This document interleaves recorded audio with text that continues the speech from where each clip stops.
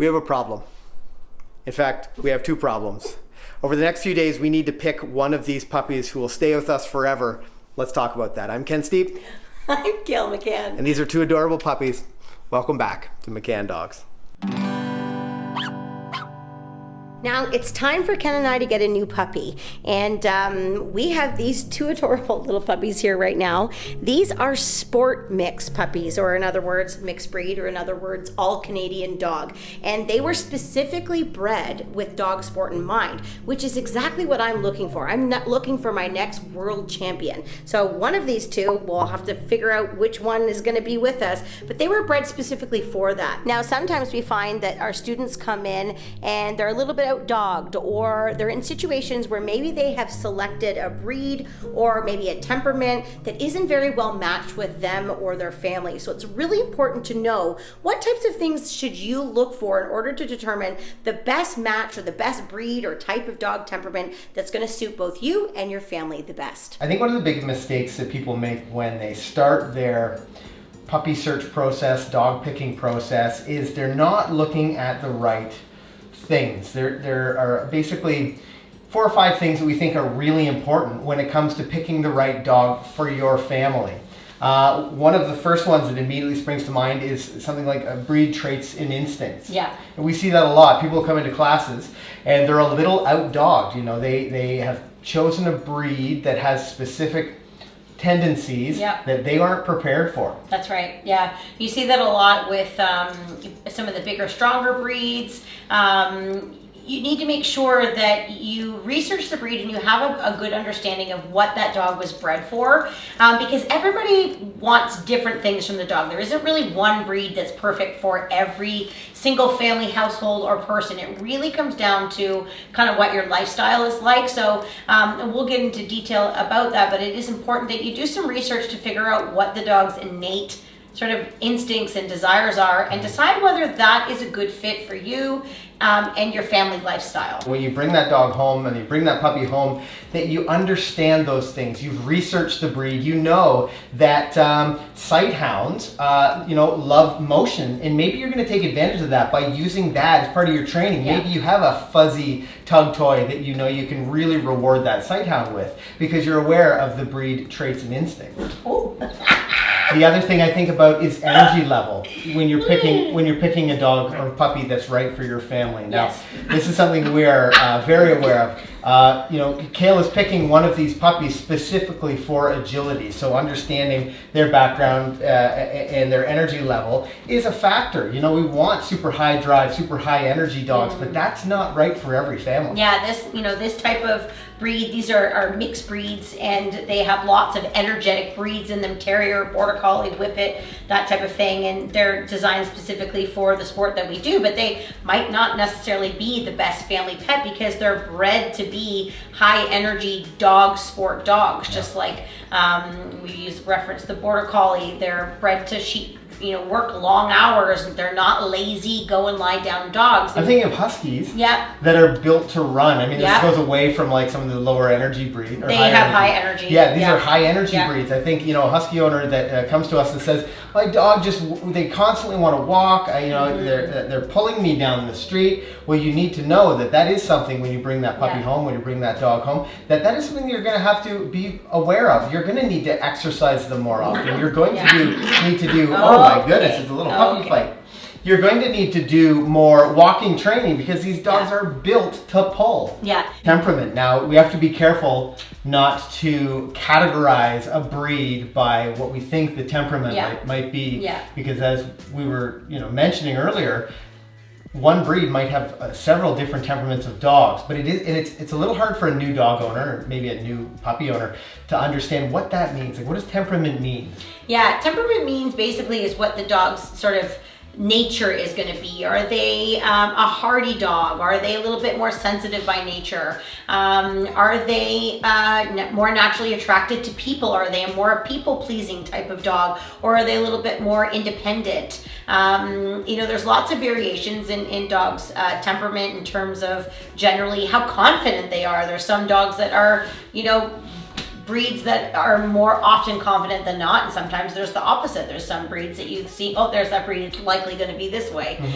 So it's important to know that, but it is also important to know that when you have, a litter of 10 golden doodle puppies, the temperaments are going to range very greatly within those 10 puppies. So it's also going to be important to know, to be really clear about exactly what you're looking for. And if you have a good breeder, they will be able to say, this puppy's a little softer minded, this puppy's really confident, and then you need to be able to know what's good for you. With these puppies, one of the reasons why we have these 2 puppies right now is, out of all of the litter, these are the 2 puppies that I decided I wanted to pick from. And we're having a lot of trouble because they are so different from one another. They're so different. For example? Yeah, for example, he is very bold, he's very confident, he's very outgoing, and she is a little bit more reserved, a little softer, but she's also very sweet. She has a really nice off button. She's just a little bit more calm-minded, which can be really nice. Like, he takes forever and she'll just go and lie down and relax, which is really appealing, where he's like, go, go, go, go, go. So it's sort of deciding. Ken and I are having continual conversations right now as to which one of these puppies is going to be the best fit for us going forward, based on what we're observing about them. And that's something that you can learn through, again, good information from your breeder or whoever is helping you choose the dog. You need to know a little bit about what you're looking for, and of course what you're going to end up getting. One of the other things that might seem really straightforward but needs some consideration is the size. And what's so important about the size is not picking the dog or the puppy based on what size they are at 8 weeks. You got to think out to the point where they're 8 months, maybe when they're 8 years, because we've had students who have come in, even in the course of a grade 1 program, the dog comes in at 16 weeks and it's one size, and after 9 weeks of training, it's a totally different dog. But that needs to be a consideration. How about golden doodle owners that come in and their puppy's this cute little adorable thing? They get to grade 2 or but, and you have a sizable, strong dog. So if you just need to be prepared for these things. You need to be aware that and it's obvious with the giant breeds, but even your Labrador Retrievers, some of your Goldens, can get to be really big, strong dogs, and that needs to be something that you're planning for. Yeah, absolutely. Because it's important to match the size of dog to your household or even your yard. If you're an apartment liver, there's going to be certain dogs that are going to be a little bit more compatible to that size of living. And then if you have a lot of property or a lot of area, then there could be other breeds that would be better there. So the size is a really important thing to consider to make sure that the puppy's in the right scenario as well, and you don't end up getting a dog that does not fit literally your lifestyle. And end up working on muscles that they don't normally use when you're out for a walk, and it's just great general fitness. As we're fitting this dog inside this living room. Now, keep in mind, you can do this exercise with any size dog. I know you get a lot of questions about coat type. What type of fur? Well, I think sometimes people are really curious to know about the fur, because you're wondering kind of what's the vacuuming situation going to be like at your house, or if you have allergies, or if you have kids with allergies. There's some breeds that are going to be better for that than others. There's some hypoallergenic breeds that are going to be better for that. So it is important to know a little bit about their coat type. I know for these 2 puppies, they have very short coats, so they're going to need to have coats in the winter and things that are going to have to be different for them in order for them to be okay, where our long-haired border collies will literally lie in the snow and they think that that's great. I've also found that some of our longer breed dogs don't shed as much as the shorter breed dogs. Right. So a lot of people think, oh, short coat, that's going to be great, but these little hairs, they just get stuck everywhere. So you do need to think about what their shedding is like, what their grooming is like, how often the dog's going to be groomed, how much is that going to cost? Sure. Are you going to do it yourself? Are you going to take your dog to get groomed? There's a few things to consider in terms of their coat type and for their cleanliness, and then also how does it fit in with sort of your day-to-day life in terms of the care that it's going to require. Puppy Prep Guide is jammed packed full of information, everything you would need to know to prepare for your puppy coming home.